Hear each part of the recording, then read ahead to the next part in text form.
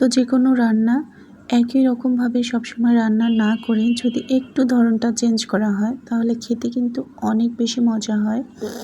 তো আজকে আমি এখানে ফার্মের মুরগি মানে ব্রয়লার মুরগি রান্না করব। প্রথমে আমি মাংসটা আধা ঘন্টার জন্য ম্যারিনেট করে রেখেছি। আর মাংসটা ম্যারিনেট করার সময় লবণ, হলুদ, শুকনো মরিচের গুঁড়া আর লেবুর রস দিয়েছি। দিয়ে আমি আধা ঘন্টার জন্য মাংসটা ম্যারিনেট করে রেখেছি। এখন আমি ফ্রাই প্যানে পর্যাপ্ত পরিমাণ তেল দিয়ে দিয়েছি। তেলটা গরম হয়ে এলে মাংসগুলো দিব। তো মাংসটা আমি কয়েক মিনিট ভেজে নিব। আজকে মাংসটা ভেজে তারপর আমি একটা মশলা তৈরি করে নিব, আর এই মশলা দিয়ে রান্নাটা করে নিব।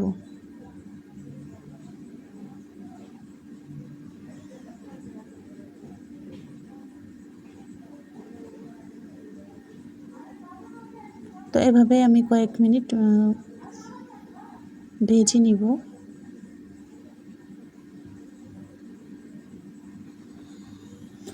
তো এখন আমি একটা মশলা তৈরি করে নিব।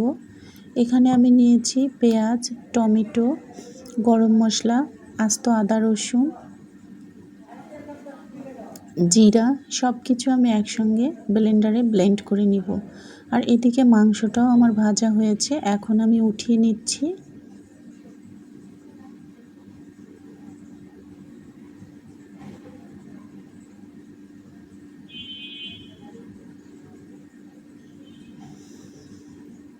তো আমি এই তেলের মধ্যে ব্লেন্ড করে রাখা মশলাটা দিয়ে দিব। টমেটো বাটা দিয়ে কিন্তু মাংস রান্না করলে স্বাদটা একটু অন্যরকম হয়। তো এখন আমি এখানে মশলাটা কিছুক্ষণ ধরে কষিয়ে নিব। তো এখানে আরও কিছুটা আমি লবণ দিয়ে দিব, হলুদ, ধনিয়ার গুঁড়া দিয়ে মশলাটা খুব ভালোভাবে কষিয়ে নিব। তো মশলাটা কষানো হয়ে গেলে আমি এখানে মাংসটা দিয়ে দিব।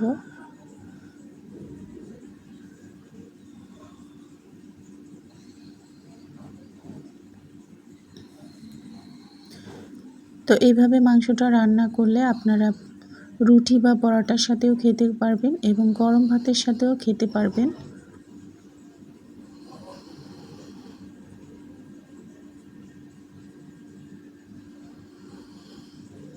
তো একটু ভাজা জিরার গুঁড়া দিয়ে দিলাম। তারপর আমি এখানে কয়েকটা কাঁচামরিচ দিয়ে দিচ্ছি সুন্দর একটা ফ্লেভারের জন্য। আর নামানোর আগে গরম মশলা দিয়ে নামিয়ে নেব।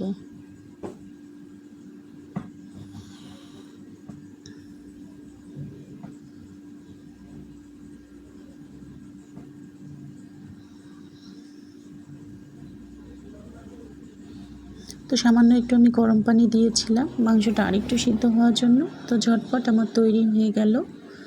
আশা করছি ভালো